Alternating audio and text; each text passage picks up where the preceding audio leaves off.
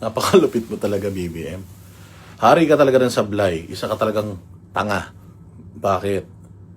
Ito na nga lang yung bagay na binuo mo, ICI. Nabuwag pa. Walang hiya talaga. Hirap talaga kapag kayong investigasyon papunta na sa inyo. Nakikita nitong mga tao na inilagay nyo dyan na hindi na yan makakabuti sa kanila. Natatandaan mo, unang nawala sa gobyerno si yung dating Solgen, napakahusay na Solgen na si Kalida. Na siya ang ginawa mong COA commissioner. Nung nakita niya na pagkatapos ng bagyo, nung may tumamang bagyo tapos nanood ka lang ng karera sa Singapore, sabi niya, putyang ina, hindi ako papayag na ako COA commissioner tapos itong itong amo ko, bumabagyo rito, may mga namatay pa na rescuer, papumunta pa ng ibang bansa.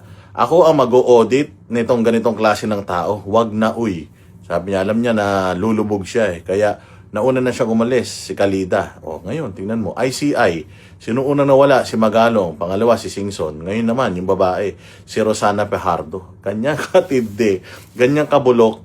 Eto si Bongbong Marcos. Lahat ng mga binubuo niya, nagigiba din kasi walang matibay na pundasyon. Nagbuo, bugok. Ano mangyayari doon sa binubuo? O sa'yo? Umuwi ka na ng Ilocos, matulog ka na lang.